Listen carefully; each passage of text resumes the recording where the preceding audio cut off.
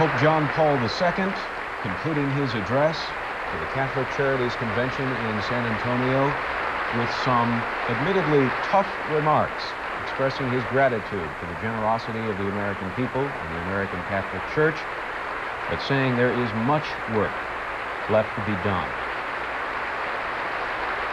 He talked about a pitiable form of poverty, poverty of selfishness, of spiritual impoverishment.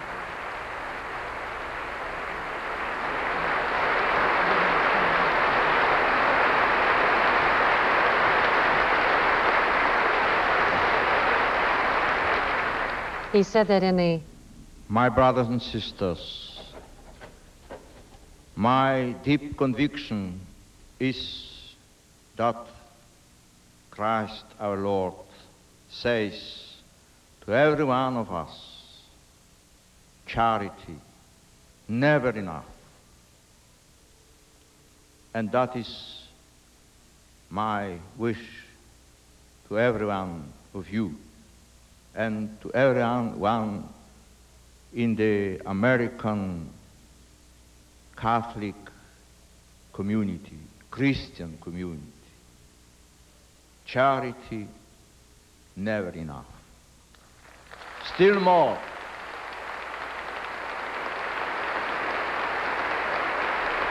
Still more, he said. Extemporaneous remarks that really echo comments he made in 1979.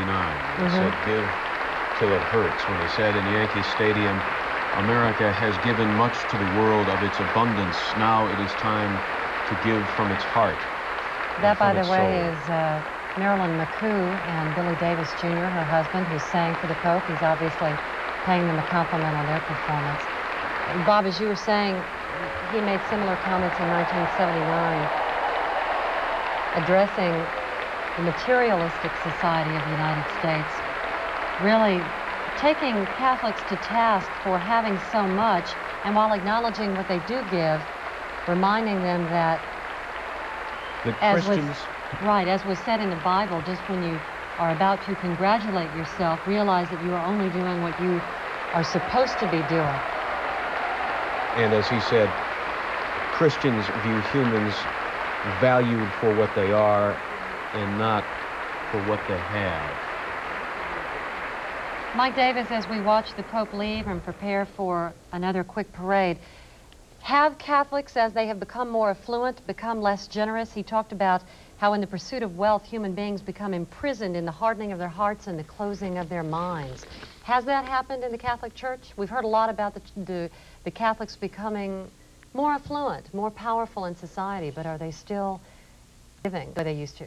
Well, obviously they still give. I mean, there's to a lot of different charities, to education. You know, the largest denominational educational system in this country is, you know, Catholic parochial education, Catholic higher education, and these are all fine institutions. In even our own city, we have 3 Catholic colleges. We have a Catholic hospital, and these are all primarily on private support. A lot of it. So you know, there is a lot of giving out there.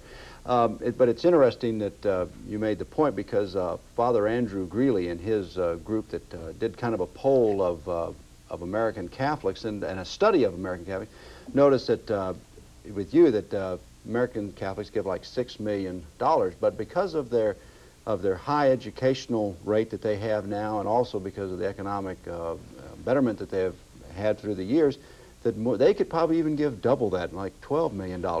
And Father Andrew Greeley, in kind of his inimitable style, he always kind of gets a little dig in, and he says that you know, some American Catholics are upset with the church, and they're doing it through the collection plate, and that you know, that's how they voice maybe their dissatisfaction. I'm sure there's some valid points to that. I mean, I may take exception to it, but you know, it's like anything. You know, people kind of give to what interests them and from their heart, and we are called on to give out, all of us are, for many different charities, and a lot of times we have to kind of pick and choose. To paraphrase from one of the Pope's more trenchant statements, he said that social injustice and poverty exist in this world because we allow the systems which perpetuate that injustice and that poverty to exist. And he went on and indicated that some people may be tempted, I should say, to accept ideologies that use force to carry out their programs and impose their vision. Such means, he says, sometimes produce what appear to be successes, but these successes are not real. What are we to read into those words? They seem to be very well directed words, very carefully chosen words, but he doesn't come out and say what he is precisely talking about.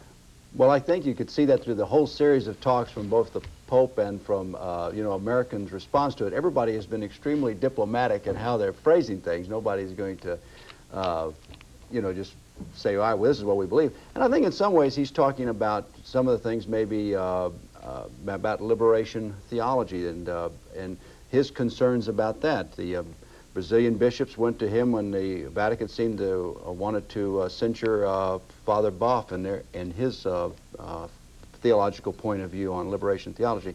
So that, but the Pope, you know, he's coming back. He says, you know, all right. He says, I accept that there's a, you know, a Christian movement going on here, and it's community based. But he says, I want to remind you that a lot of it has a, you know, a Marxist philosophy to it, or socialistic, and we have to, and you know, there's no more of a, you know, kind of an anti-communist in this world than Pope Paul II. So John Paul II.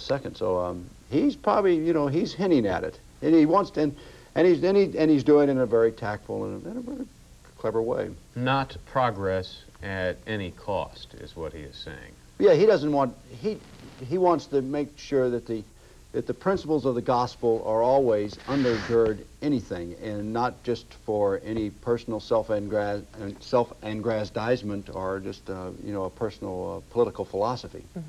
I would assume by this time the pontiff is making his way out of the Municipal Auditorium. He has a short parade of about 8/10 of a mile. Let's take a look at the graphic we have prepared here for this. This is going to be a really wild, brief parade, a very historic one, a very exciting one, because the Pope is going to pass the cradle of Texas liberty, the Alamo. It is just under a mile of a parade from where he is now at the Municipal Auditorium to San Fernando Cathedral, but it is going to be quite a photograph when we see the Pope in front of the Alamo. It will certainly bring his trip home to Texans in a very special way. John Kirby has been outside with many of the people hoping to get a glimpse of the Pope and is now high above the parade route. John?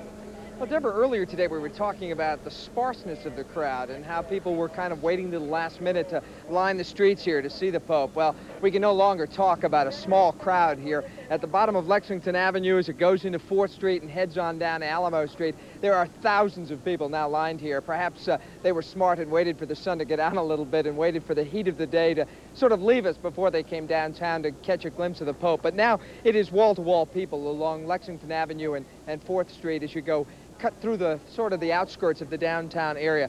The Popemobile is still waiting outside on Richmond Street, right outside the Municipal Auditorium. He is expected to come back up Richmond Street, take a right on St. Mary's Street, and then another right on the lower part of Lexington Avenue, and go down right to 4th Street, where he will go down in front of the Alamo and end up in front of San Fernando Cathedral. Our Marilyn Moritz, who's been traveling with the Pope, now has a bird's-eye view of where the Pope will end up at the end of this short parade. Let's go to her now for an update. Marilyn? John, we are anxiously awaiting the first glimpse of the Popemobile as it approaches San Fernando Cathedral downtown. As you can see, a pretty good crowd on hand. They've lined the streets. A lot of people on the other side of the trees, the route that the Popemobile will be taking. A lot of people have brought out their umbrellas. It's hot. The Rastas are doing great business down here today, and the vendors are out. We are awaiting the arrival of the Popemobile. Just as soon as they can get around the corner, we'll be coming down Lexington Avenue E, past the Alamo, as Deborah was saying, down Commerce Street, then Main Street, and here to San Fernando Cathedral. Now, as you can see, the cathedral is decked out in its Sunday best. They've decorated it with greenery and a symbol on the top of the cathedral, and the yellow flowers, of course, the colors symbolizing the papacy. The cathedral has undergone a massive renovation waiting for this major event, $700,000 worth of renovation. San Fernando Cathedral is very historical. It is not only the oldest parish cathedral in the state, it is the oldest parish cathedral in the country. So we are awaiting the arrival of the Popemobile here. Let's go back to John Kirby. John? Well, Marilyn, he is just leaving the Municipal Auditorium at this hour. There you can see the Popemobile in the background on Richmond Street, and as we mentioned, he'll be taking a right onto St. Mary Street before he comes down Lexington Avenue and 4th Street. If you listen very carefully, you can hear the people in the background. They are cheering. This is a very enthusiastic group. As we were mentioning earlier, many of these people have waited to the last minute to come out here, but there have been a small core of Pope fans, if you will, who have been out here for virtually most of this day, waiting for a glimpse of him because they thought that this would be, they told us, the best place to get a glimpse of Pope John Paul II and the Popemobile. The Pope is going to be moving very slowly. We see some of his police escort coming down the lower part of Lexington Avenue and on the 4th Avenue here, 4th Street, right in front of First Baptist Church, where we are perched high atop.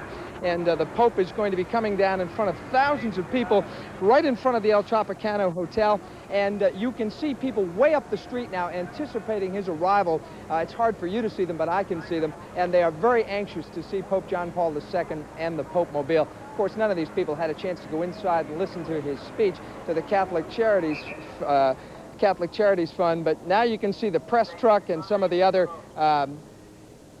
escorts coming through, the motorcycle escort, the limousine with the dignitaries, and just behind it, the Popemobile and its papal flags, and that's coming down Lexington Avenue right now. That, of course, turns into 4th Street in just a minute.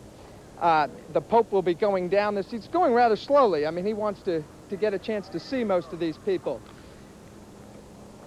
We're going to give you a chance to take a real glimpse of the papal carriage, the Popemobile, if you will, as he moves down Lexington Avenue. He is now turning in to 4th Street.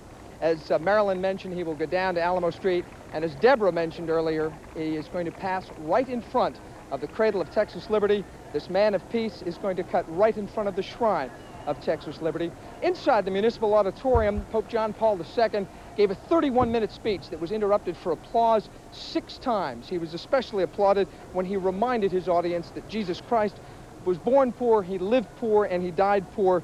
And he also went on to tell the crowd that there is poverty in not being rich by giving. And he exhorted the crowd to go ahead and give more. He exhorted the Catholic Charities to do more, but he also thanked the American people, thanked the crowd in Municipal Auditorium for all the work they've done for Catholic Charities and the Catholic Church and the poor people. We are now going back, I believe, to Marilyn Moritz, who is standing by live.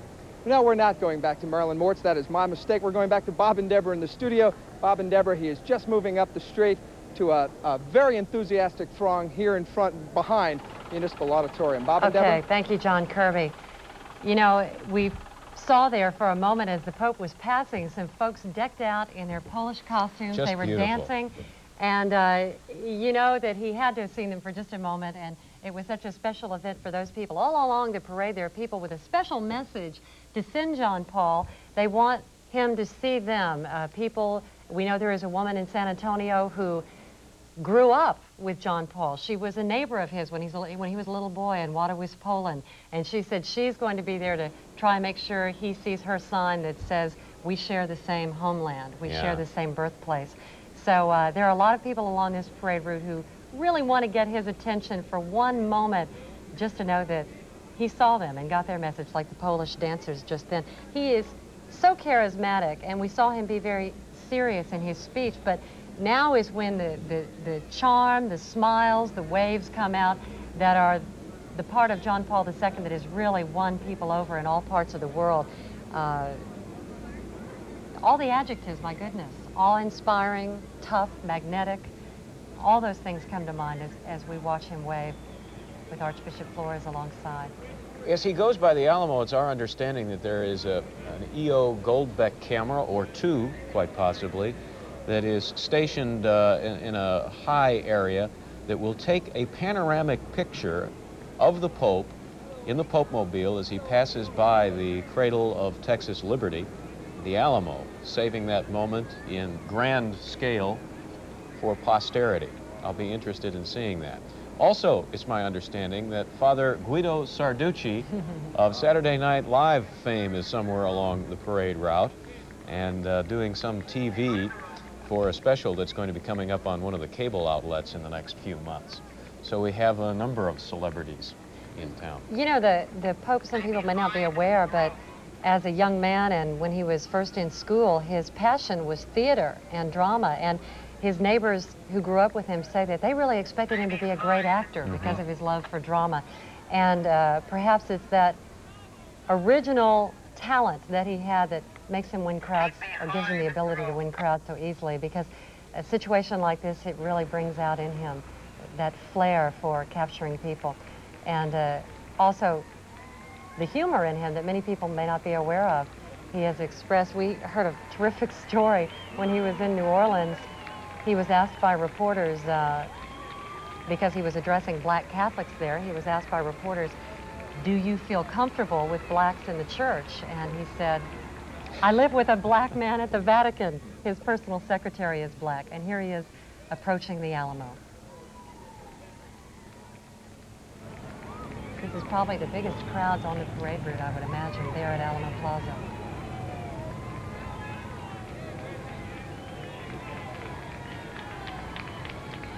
Archbishop Flores pointing out the sights, pointing out the Alamo. I know the Pope, when he was a cardinal and a bishop, had traveled several times to the United States, but I have not read whether he's ever seen in person the Alamo before. It would be my guess this is the first time he has seen the Alamo. Now, the Popemobile has slowed down considerably right there in front of the Alamo, perhaps for a photo opportunity. It's the most recognized symbol of Texas, and he is the most recognized symbol of the Catholic Church. Two very powerful symbols together for one moment there. It was an outpost of the Catholic Church, one of the original missions. It was meant to be a temporary mission. It was in churches like San Fernando Cathedral that ultimately Catholicism would be put forward after communities were fully founded in this land that became Texas.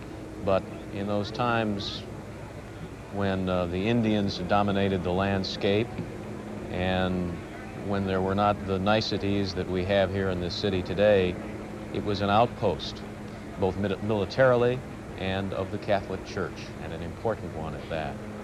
Interestingly enough, San Fernando Cathedral, where the Pope will be issuing his next address, played a major role in the Battle of the Alamo. It was from the steeple tower, the spire of San Fernando Cathedral, that Santa Anna flew his blood-red flag that promised that no one would live through the attack. And there are the bells of San Fernando Cathedral. We imagine by now that the Popemobile has wound its way around the plaza and has arrived at its destination. The Pope will be greeted by the rector of San Fernando Cathedral, Virgil Elizondo. Marilyn Moritz standing by right there at the scene. Let's go to Marilyn.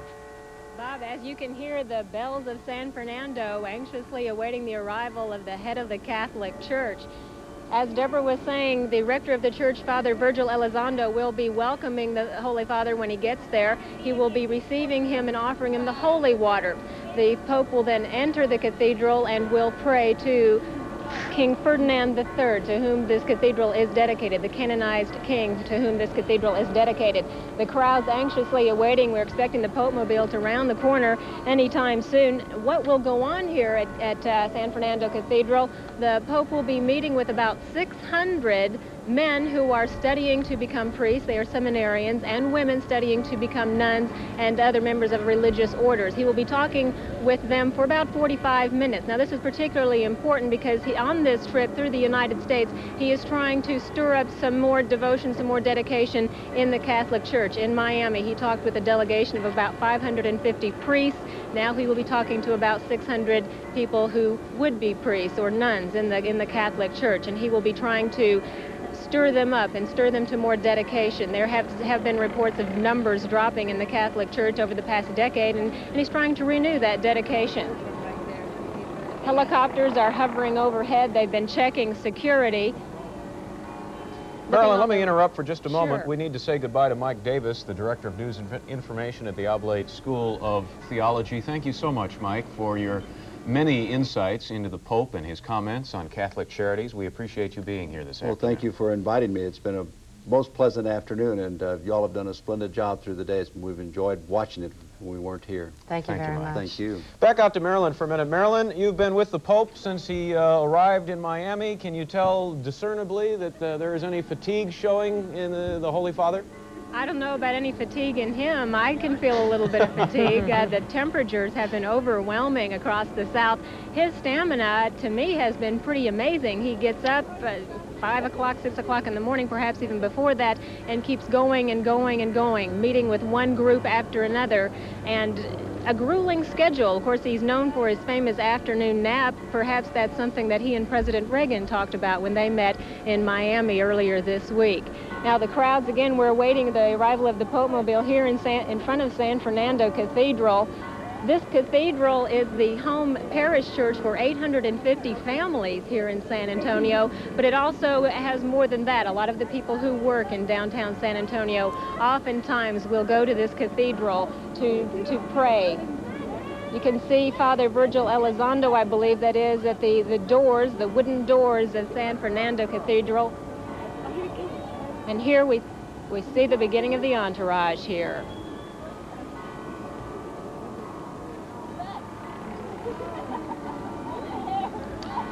San Fernando Cathedral, by its name, Cathedral, is the mother church of the San Antonio Archdiocese, and as such, Archbishop Patrick Flores is in charge in the church. The bishop's chair is in the church. We call him the rector, Virgil Elizondo, but he's actually the pastor of the church and runs the parish in the absence of the archbishop, who of course is running the archdiocese most of the time. And the Pope now rounding the corner, approaching San Fernando's front door in the greeting that he will receive from Virgil Elizondo and the hundreds of seminary students in religious training who are waiting for him. And we'll just listen for a moment as the crowd welcomes him.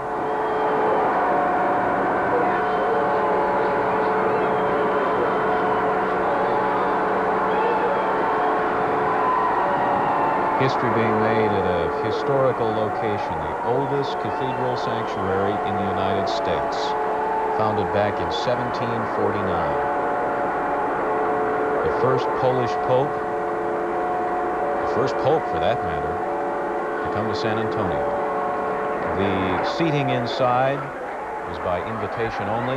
It's our understanding there are about 600 vocational students, men and women, who will be there. And you're invited along by way of TV camera.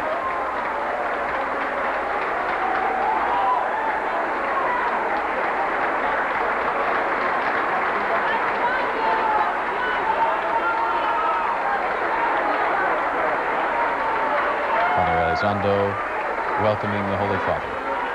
Displaying a plaque commemorating this historic visit. Something no one at that parish will forget, probably for the rest of their lives, and will remember every time they pass the plaque. September 13th, 1987, the Vicar of Christ visited San Fernando Cathedral. Listen to the excitement inside.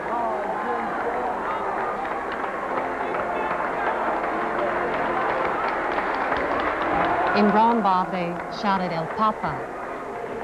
We've heard some of that here. We've heard John Paul. Look at them reach out. Reaching out for inspiration and reaching out to actually clasp his hand. And in a figurative way, reaching out to the future of the Catholic Church in San Antonio, in this archdiocese, and in America. Take this moment while we maintain the picture from San Fernando Cathedral to introduce Reverend Balti Janicek, pastor of Christ the King Church, chairman of a consulting group for priests.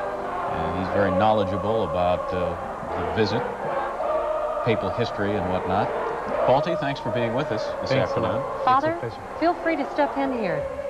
Share with us your thoughts as we watch John Paul arrive at San Fernando. A thought that came to my mind when I heard the bells of San Fernando ringing were But I used to listen to those bells early in the morning at 7 o'clock because they used to be broadcast every morning by Callison's store directly from the cathedral. And as a young man, I used to hear those on the radio station. And then I ended up being ordained in that very cathedral myself. And I was thinking that it's that historic cathedral, the set of bells has called many persons to come and be a part of the church in special ways. I've had the privilege of being. And that's what this experience is about, these 600 individuals who are preparing for various religious vocations. Who are they? They're young men and young women from all different parts of the United States, and understand even a few, some 40 students from Mexico that are studying in a seminary in El Paso that were able to make their way here, representing all the seminarians and all the young women that are involved in preparing for becoming women religious, representing all of them in the country. The Pope has stopped for a moment there. We could not really see from this angle if he was talking to someone or if he was doing something, but he did stop for a moment and seemed to be speaking. I don't know if he was performing some traditional rites. Let's listen for a moment as they greet him.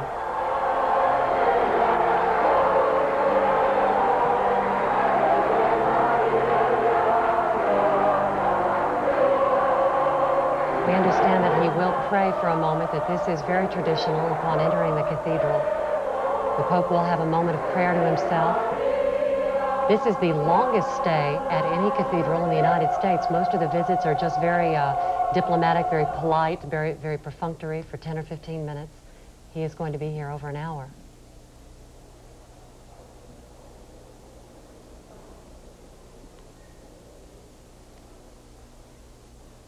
The Cathedral Church is considered to be the center for the church in the Archdiocese, and so the Pope then prays especially in the Cathedral Church.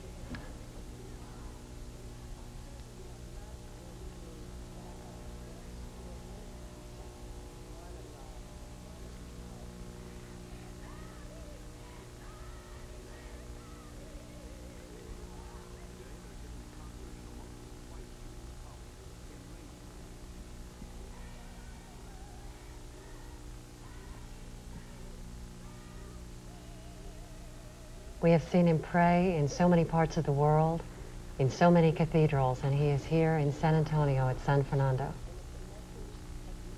And our cathedral has become a liturgical center in many ways. Father Virgil Elizondo has begun to make it possible for our cathedral to take on different special functions as far as the liturgy is concerned in our diocese.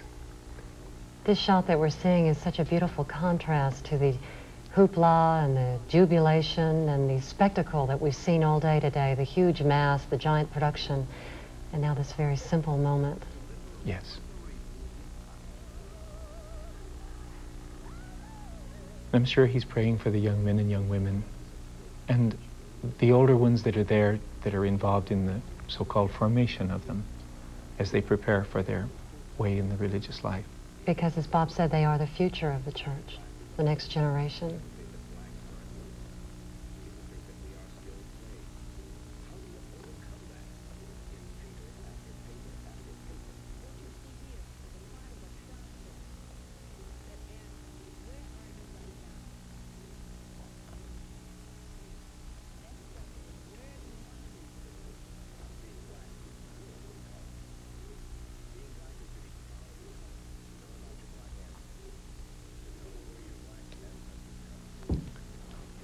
In the ordination ceremony, we knelt in the sanctuary, that same cathedral, for moments of silence, just like that.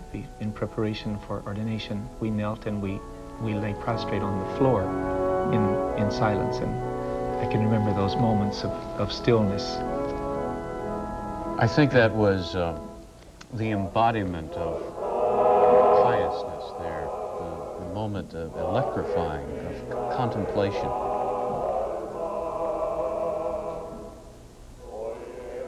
For the Pope at that moment, I don't think anything else existed.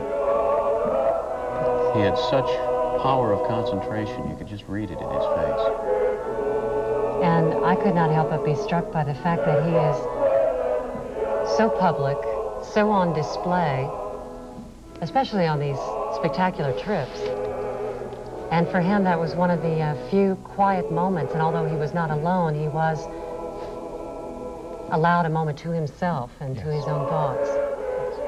Father, what is this that we're seeing? We're seeing children present flowers. Is this a tradition, and is this a special song, or are you aware? Yes, this is a tradition. It is a very good tradition among the Mexican Americans and the Mexicans to present flowers on most occasions, to the ones that they love seriously, and that surely is the case here. And there is no shortage of flowers at the San Fernando Cathedral today. 1 million blooms, we understand. Yes. And these children are from what organizations and what cities? Do we know that? They're children from here, from that parish. Yes. Oh, nice. Father Virgil has used has made it possible for the youth and for the children of the parish there to participate in the liturgies many times. At Easter, for instance, they come out on Holy Saturday evening, and to give us an idea of the resurrection, they come out with balloons and flowers and so on. And so they're very much a part of the parish life there. Is that Cardinal Baum who is standing next to him? I can't see it very well, but I think it would be. We know he is traveling with him. Yes, he's traveling with him. I've also noticed the same rather tall, slim, silver-haired gentleman who is never far from the Pope's side. That is his master of ceremonies from the Vatican. Yes. He was here, as we said earlier, 10 days ago, putting everyone through their paces, rehearsing for the Mass. Yes. He's really very instrumental in orchestrating this visit. And of course, not far from his side all day, Archbishop Patrick Flores. Yes.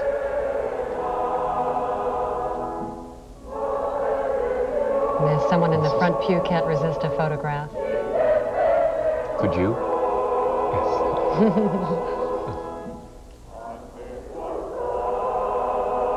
I don't know if I'd be able to make the camera work.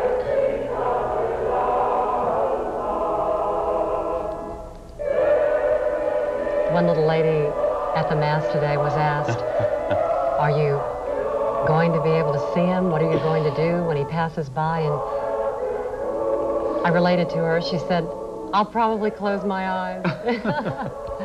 The excitement is very real. One of the young men from our parish is working with one of the caterers that is serving the meals to the Pope while he's here, and he gets to do the serving. So his mother called and wanted to know what should he say to the Pope. How should he address the Pope while he's serving breakfast? And, she said, will this work? And he just say, Your Holiness? I said, that'll do. In the name of the Father, of the Son, and of the Holy Spirit. Peace be with you. Let us pray.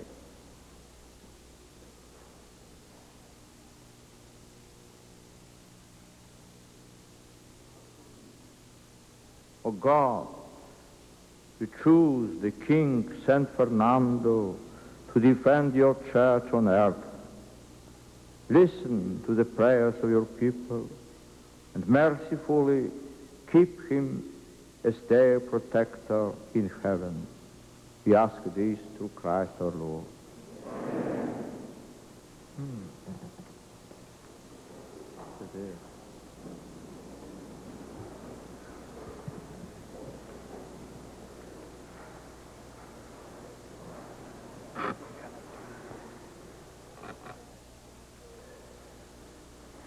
Your Holiness, John Paul II,